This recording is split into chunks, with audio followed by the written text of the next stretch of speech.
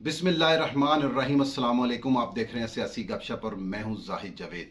मियां नवाज शरीफ को आया शाही संदेशा। फरमारवा हरिमैन शरीफैन मियां नवाज शरीफ को बुला रहे हैं सऊदी अरब शाही मेहमान के तौर पर, और वो चाहते हैं कि मियां नवाज शरीफ आखिरी अशरा रमज़ान मुबारक का सऊदी अरब मक्का मुअज़्ज़मा और मदीनातुल मुनव्वरा में गुजारें। इनके लिए सऊदी अरब का शाही त्यारा जाएगा खसूसी तौर पर नवाज शरीफ को लंदन से लेने, और सऊदी अरब लेके आएगा आज रात को या कल। नाजरीन, सऊदी अरब नवाज शरीफ खानदान के साथ इतना शफीक और मेहरबान अचानक से कैसे हो गया? सऊदी अरब तो वो थे जो पनामा केस में नवाज शरीफ की कानूनी और जायज़ मदद करने से भी कासिर रहे और नवाज शरीफ को बिल्कुल अपने आप से अलग थलग कर दिया। आज वो शरीफ खानदान से इतने करीब क्यों हो रहे हैं? मरियम नवाज शरीफ को भी सऊदी अरब ने उम्रा की साद के लिए बुलाया है, सागडार भी जा रहे हैं, और मुतवक्का तौर पर 25वें या 26वें रोज़े वज़ीर आज़म पाकिस्तान शहबाज शरीफ भी सऊदी अरब के दौरे पे जाएंगे। ये सारा माजरा, ये सारी कहानी के राज को जानने के लिए हमें 2014 में नवाज शरीफ की 19वीं वजारत उज़्मा के दौर में जाना पड़ेगा, जब वज़ीर आज़म नवाज शरीफ ने चाइना के साथ मिलकर एक अजीमुल शान मंसूबा पाक चीन राहदारी, जिसे सी पैक कहते हैं, पर दस्तखत किए थे। उसी वक्त मियां नवाज शरीफ की हुक्मरानी पर, उनकी वजारत उज़्मा पर काले स्याह बादल छा गए थे। इंडिया ने अपने बजट में सी पैक को ख़त्म करने के लिए करोड़ों रुपए के फंड्स रखे। इसराइल पूरे के पूरे इसराइल में सफ़े मातम बिछ गया। अमेरिका में लाल घंटियां बजनी शुरू हो गई कि अगर पाकिस्तान और चीन मिलकर इस आलीशान मंसूबे को पाया तकमील तक पहुंचा देंगे तो दुनिया के कामयाब तरीन हिस्से पर इन दोनों ममालिक का कब्जा हो जाएगा, और ये कब्जा कभी ख़त्म ना होने वाला होगा। पाकिस्तान और चीन की मुखालफ कुव्वतें तमाम दुनिया में एक मेज़ पर आकर बैठ गई, और तमाम कुव्वतों ने अपने अपने मोहरे खसकाना शुरू कर दी कि किसी तरह से पाकिस्तान और चीन को इस मार्के से बाज रखा जाए। इसी दौरान अमेरिका ने सऊदी अरब को कायल करना शुरू कर दिया कि ये राहदारी मंसूबा, ये ग्वादर की जिंदगी, ये उजागता हुआ ग्वादर आपके अपने यूएई को, आपके अपने दुबई को, कतर को, ओमान को एक न एक दिन ले डूबेगा और आप वापस रेगिस्तानी सहराओं में खो जाए। सऊदी अरब अपनी इन कॉलोनियों के मामले में बहुत हसास है। उसको अपनी कॉलोनियों की सबसे ज्यादा फिक्र है। वो ओमान, कतर, यूएई को किसी सूरत में कमजोर होता देख नहीं सकता। सऊदी अरब ने एस्टेब्लिशमेंट में मौजूद अपने मोहरों को हिलाना शुरू कर दिया। हुकूमत वक्त को अचानक से दो बड़े चैलेंजेस का सामना हो गया। सबसे पहले तो राहील शरीफ, जो नवाज शरीफ से एक्सटेंशन मांग रहे थे। नवाज शरीफ का साबका रिकॉर्ड इस बात की गवाही देता था, उसने 5 आर्मी चीफ लगाए तो हैं लेकिन एक्सटेंशन किसी को नहीं दी, और फौजियों को एक्सटेंशन की आदत हो गई थी। जनरल ज़ियाउल्लाह की खुद साख्ता 11 साल एक्सटेंशन, उसके बाद मुशर्रफ की काफ लीग से ली हुई एक्सटेंशन, उसके बाद इशफाक परवेज कियानी की जरदारी साहब से ली हुई एक्सटेंशन, और सबसे आखिर में कमर जवेद बाजवा साहब की इमरान खान से ली हुई एक्सटेंशन इस बात की गवाही है कि हर सियासतदान, हर जो अवामी वजीर आजम फौज के आगे मजबूर होता रहा और एक्सटेंशन देता रहा, लेकिन जो डट के खड़ा रहा वो नवाज शरीफ था। नवाज शरीफ ने तब भी राहील शरीफ को एक्सटेंशन देने से मना कर दिया। राहील शरीफ बहुत ज्यादा गुस्से में थे। इसी मायूसी में जनरल ज़हीरुल इस्लाम के लाए हुए एक प्रोजेक्ट में उनके सहूलतकार बनने लग गए, और पाकिस्तान में शुरू हुआ मिशन इमरान खान। मिशन इमरान खान को लॉन्च करने के लिए बहुत सी मुल्की व गैर मुल्की ताकतें यकजा हो गई। तहरीक इंसाफ को बैरून मुल्क से मतवातर फंडिंग होने लगी। उस फंडिंग का तज़किरा आप आजकल फॉरेन फंडिंग केस में सुन रहे हैं। तहरीक इंसाफ पैसों से, माल से ताकतवर हो गई। ये वही दौर था जब तहरीक इंसाफ के नजरियाती कारकुन तहरीक इंसाफ को छोड़कर कोसों दूर चले गए, और पाकिस्तान में लॉन्च किया जाने लगा इमरान खान को।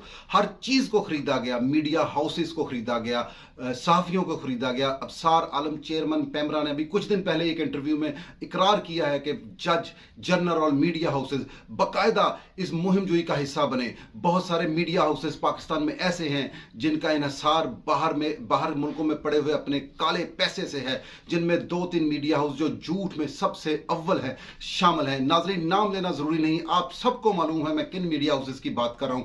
इन तमाम मीडिया हाउसेस ने मिलकर इस प्रोजेक्ट में काम करना शुरू किया। सरकारी व गैर सरकारी हर आदमी को खरीदा गया। जो झुक गया उसे कबूल कर लिया, जो ना झुका उसको ओहदे से हटा दिया गया। गुंडागर्दी और बदमाशी का साया दारुल हुकूमत के ऊपर मंडलाने लगा। सुप्रीम कोर्ट के ऊपर शलवारें लटकानी शुरू कर दी गई। पीटीवी पर कब्जा कर लिया। इस सारे दुरानिये के बावजूद इमरान खान एहतजाज में कमजोर थे। उनको मजीद तकवीत देने के लिए स्टैब्लिशमेंट ने अपना अगला मोहरा खसकाया और डॉक्टर तारुल कादरी को कनाडा से बुलवाया, जो कि मॉडल टाउन जैसे एक मुर्दा घोड़े पर दोबारा से सियासत करने लगे। तारुल कादरी साहब ने आकर एहतजाज में इमरान खान को बहुत ज्यादा ताकत बख्शी और इमरान खान का एहतजाज मीडिया के तवस्सुत से पाकिस्तान में एक बहुत बड़ा एहतजाज दिखाया जाने लगा। हालांकि नाजरीन, हमने अपनी आंखों से रिपोर्टिंग की है, हमने अपनी आंखों से देखा है। इस्लामाबाद में धरने के दौरान इमरान खान के एहतजाज में 3 से 5-6 हजार लोग होते थे, लेकिन मीडिया की खरीदो फरोख्त के बाद यही 5-6 हजार लोगों को 50-60 हजार लोग रोज दिखाया जाता था। इसके बाद चीनी सदर को वजीर आज़म पाकिस्तान की तरफ से सी पैक के दौरान 2 ख्वाहिशात का इजहार किया था। नवाज शरीफ ने शी जिनपिंग से सिर्फ 2 बातों का इजहार किया था कि काश अगर ये 2 काम हो जाएं तो सी पैक एक अजीम उल शान मंसूबे में बदल जाएगा, जिसमें पहले काम तो ये था कि ईरान को पाकिस्तान का दोस्त बना दिया जाए।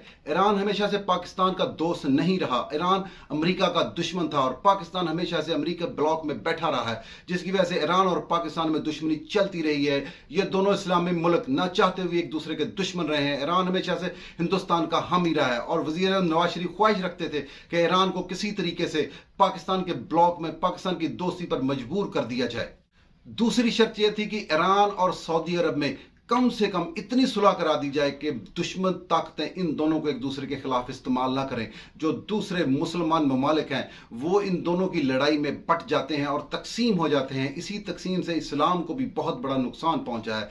चीन को यह बावर कराया नवाज शरीफ ने कि अगर हम सऊदी अरब और ईरान को एक मेज पर बिठा लें तो सी पैक पाकिस्तान से ईरान, इराक, कुवैत, तुर्की, यूरोप, सऊदी अरब हर जगह जाएगा। अफगानिस्तान से रूस जाएगा, रूस से यूक्रेन के रास्ते यूरोप जाएगा। हम पूरे मिडिल ईस्ट को, पूरे यूरोप को कवर कर सकते हैं और सी पैक में मौजूद तमाम ममालिक ताकतवर 3 हल्का में आ जाएंगे। चीन ने इन दोनों बातों पर हामी भर ली और सी पैक पर काम तेजी से शुरू हो गया। हाईवेज बनने लग गए, पाकिस्तान में बिजली के मेगा प्रोजेक्ट लगने लग गए, रेलवे के मंसूबे के ऊपर तेजी से काम शुरू हो गया। लेकिन इसी दौरान एस्टेब्लिशमेंट और हुकूमत में मुख्तलिफ टकराव की खबरें आने लग गई।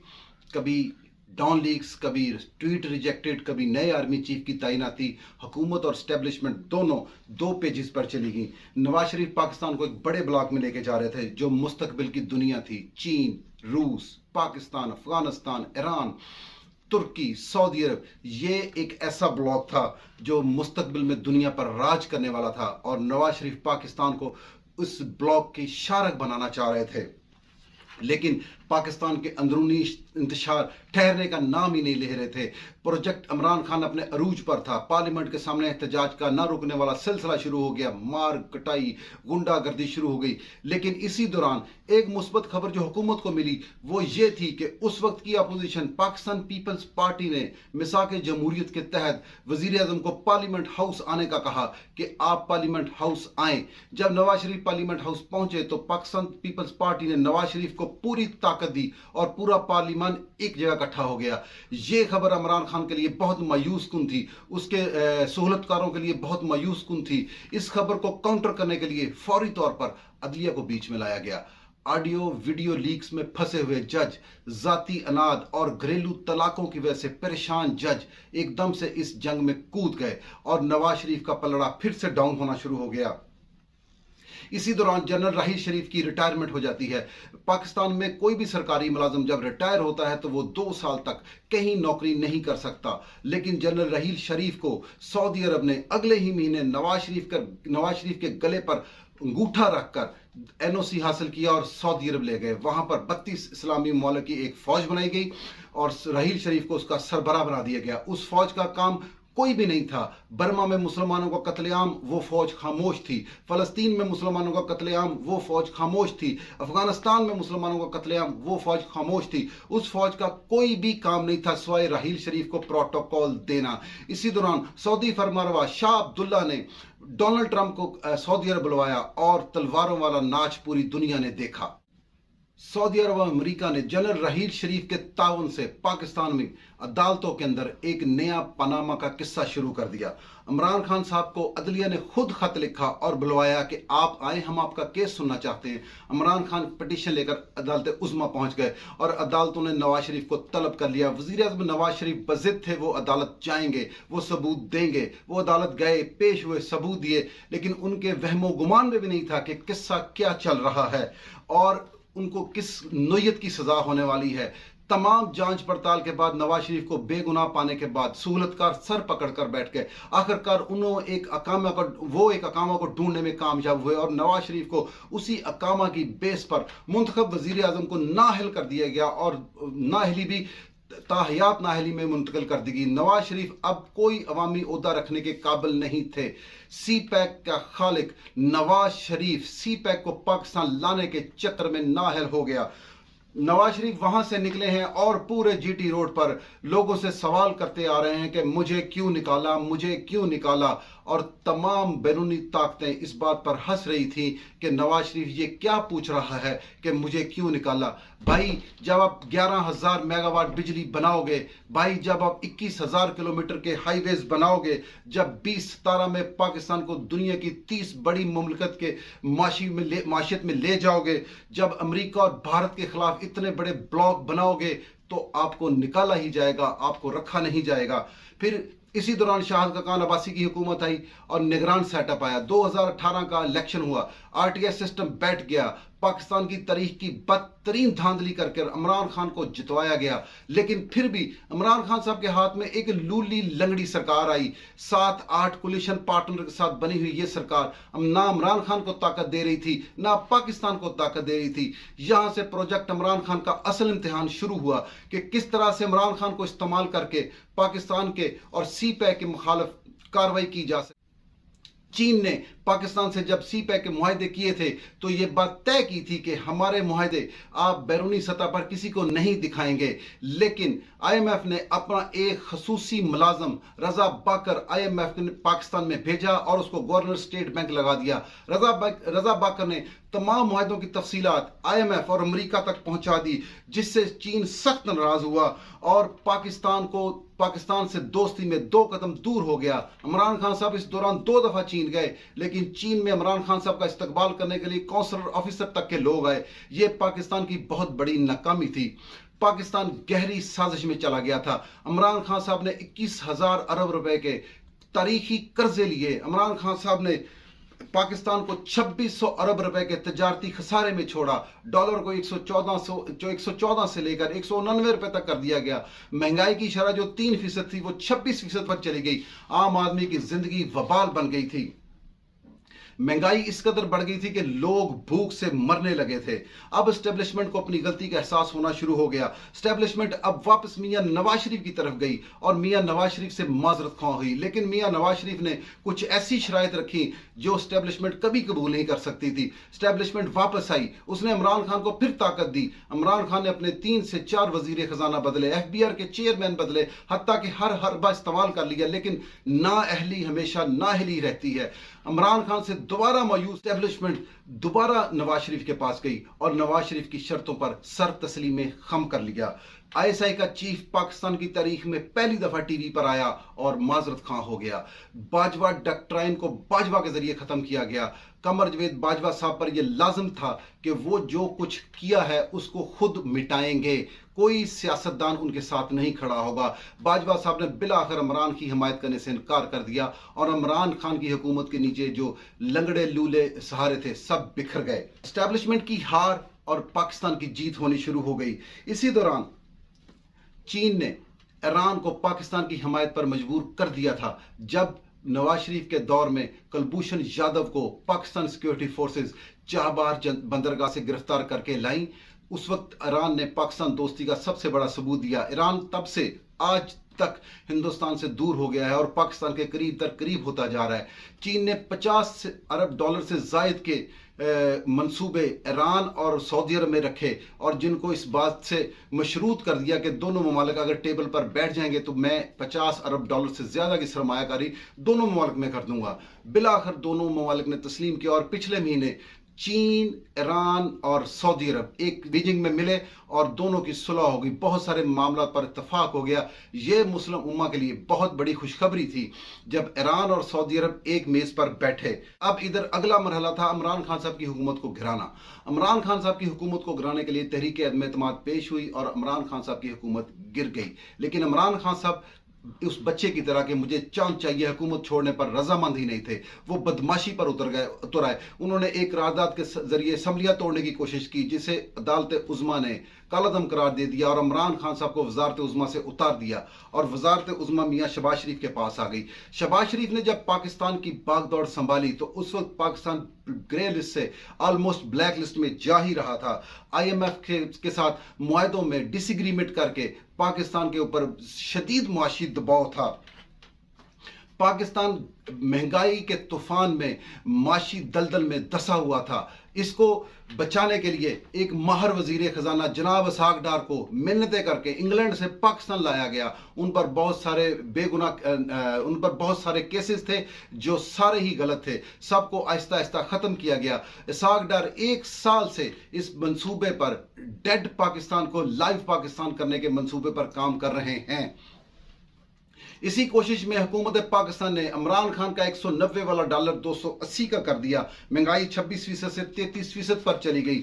अब आम इंसान की जिंदगी पहले से भी बदतर हो चुकी है। लोग इस हुकूमत को अब अजाब कहने लग गए हैं। इमरान खान के करीबी दोस्त और उनके आखिरी सूरतकार जनरल रिटायर्ड फैज हमीद, जो ISI चीफ होते हुए इमरान खान की सहूलतकारी करते थे, प्रोजेक्ट इमरान खान के मेन किरदार, आखिरकार वो भी रिटायर हो गए और इमरान खान को मिलने वाली आखिरी कमक का भी खात्मा हो गया। अब इमरान खान की सहूलतकारी मुकम्मल तौर पर खत्म हो चुकी थी। लेकिन वो कहते हैं ना कि अर्थक्वेक तो आया है लेकिन उसके बाद आफ्टर शॉक्स भी आते हैं। सहूलतकारी तो खत्म हो गई थी लेकिन कहीं ना कहीं कोई ना कोई फोड़ा फिंसी अभी भी मौजूद था। इमरान खान साहब आजकल अपनी उसी मकबूलियत के शहर में गुम हैं जो मकबूलियत उनको मीडिया, स्टैब्लिशमेंट, जजेस, पावर, गैर मुल्की फंडिंग की वजह से मिली थी। इमरान खान समझते हैं कि शायद मैं मकबूलियत के उसी दुआम पर आज तक बैठा हूं, लेकिन ऐसा है नहीं। इमरान खान इस बात से अपसेट हैं। वो समझ नहीं पा रहे कि उनकी हुकूमत को किसने गिराया है। कभी वो किसी को टारगेट कर देते हैं, कभी वो किसी को टारगेट कर देते हैं। अमेरिका से शुरू होकर मोहसिन नकवी तक मुख्तलिफ लोगों को टारगेट करते करते रोज एक बयानिया बदलते। इमरान खान आजकल बहुत ज्यादा परेशान। स्टैब्लिशमेंट अब अपने मामूल पर आ रही थी। अदलिया, मीडिया सब अपने अपने मामूल पर वापस आ गए थे। नवाज शरीफ के खिलाफ साजिश का हिस्सा बनने वाले इमरान खान के सहूलतकार एक एक करके जा चुके थे, लेकिन उनकी बाकियात अभी भी पाकिस्तान में है जिसका असर अभी भी जमहूरियत के ऊपर हो रहा है। चीन ने सऊदी अरब के जिम्मे ये काम लगाया है, ये मिशन सौंपा है कि नवाज शरीफ को शाही प्रोटोकॉल के साथ सऊदी अरब लाया जाए और नवाज शरीफ के खिलाफ साजिश करने वाले और उनके सूरतकारों को यह बावर कराया जाए कि वो नवाज शरीफ से माफी मांगे और नवाज शरीफ को उसके बाद पाकिस्तान में मौजूद नए कानून की जमन में नवाज शरीफ के खिलाफ उसकी सजाओं को खत्म किया जाए और आने वाली हुकूमत में, आने वाले इलेक्शन में नवाज शरीफ को पाकिस्तान में होना चाहिए ताकि नवाज शरीफ अपनी पार्टी को लीड कर सकें। चीन मुतवक्का है, चीन ये गुमान रखता है कि पाकिस्तान मुस्लिम लीग दोबारा से इक़्तिदार में आ जाएगी। चीन इस बात की पेशगोई भी कर चुका है कि आने वाली हुकूमत पाकिस्तान मुस्लिम लीग नून की है और आने वाले वजीर आज़म पाकिस्तान में दोबारा से मियां नवाज शरीफ हैं। इसी जमन में सऊदी अरब नवाज शरीफ को वजीर आज़म का शाही प्रोटोकॉल दे चुका है। सऊदी अरब ने नवाज शरीफ की बेटी को, उनके दामाद को, उनके भाई को, भतीजों को, फैमिली को, सबको प्रोटोकॉल में सऊदी अरब बुलवा लिया है। अब नाज़रीन, सूरत हाल यह है कि आने वाले इलेक्शन जो कि 2024 में मुतवक्को हैं, हमारे ज़राए के मुताबिक 2023 में भी इलेक्शन मुमकिन नहीं है। पार्लियामेंट ने जो कानून कल पार्लियामेंट के एक मुतफ़क्का इजलास में मंजूर करवाया था, उस कानून के तहत हर अज़ खुद नोटिस पर एक अपील की जा सकती है। नवाज शरीफ को भी सजा अज़ खुद नोटिस पर ही हुई थी। अब नवाज शरीफ भी एक अपील कर सकेंगे जिसको सुनने के लिए सिर्फ उमर अताब बंदयाल नहीं होंगे, सीनियर तरीन 3 जजेस का एक बेंच बनेगा। नवाज शरीफ की बेगुनाही तो पहले ही यहाँ हो चुकी है। हम उम्मीद करते हैं कि नवाज शरीफ की नाअहली मुस्तकबिल करीब में खत्म हो जाएगी और नवाज शरीफ पाकिस्तान आकर अपनी पार्टी को और आने वाले इलेक्शन को लीड करेंगे। क्या आप जानते हैं कि नवाज शरीफ को नाअहल करते करते हम पाकिस्तान को किन गहराइयों में ले गए हैं। पाकिस्तान में अब 60-70 हजार रुपए कमाने वाला गरीब तरीन आदमी है जो 2 वक्त की रोटी और घर के अखराजात बमुश्किल से पूरे करता है। 20-30 हजार रुपए कमाने वाले शख्स का तो कोई हाल नहीं है। इमरान खान के 4.25 साल और शहबाज शरीफ का ये 1 साल, 4.25 सालों में पाकिस्तान इस कदर महंगाई और गुर्बत में गिर गया है कि अब नवाज शरीफ या कोई भी ताकत या कोई भी हुक्मरान या कोई भी लीडर इतनी आसानी से पाकिस्तान को वापस रास्ते पे नहीं ला सकता। नाजरीन, क्या आप ये जानते हैं कि अगर हम सी पैक को मुकम्मल कर लें तो सी पैक का सालाना टूल टैक्स ही 16 अरब डॉलर से ज्यादा है और पाकिस्तान का 1 साल का बजट 9-9.5 अरब डॉलर है। लेकिन पाकिस्तान के अंदर से सी पैक के मुखालफिन को खत्म करना होगा। नाजरीन, आपको और मुझे उठना होगा, नवाज शरीफ के लिए नहीं, चाइना के लिए नहीं, सी पैक के लिए, पाकिस्तान के लिए। सी पैक पाकिस्तान की खुशहाली की जमानत है। हमें खुशहाल पाकिस्तान देखने की आरजू है। क्या नाजरीन, आपका और मेरा हक नहीं कि हमें खुशहाल पाकिस्तान देखें? क्या आपका और मेरा हक नहीं कि हमारे बच्चे एक खुशहाल पाकिस्तान में पले बढ़ें? नाजरीन, आखिरी फैसला और आखिरी राय हमेशा से आपकी होती है। इंशाल्लाह ताला कल फिर मिलेंगे। जहां रहें, जिस हाल में रहें, अल्लाह की अमान में रहें।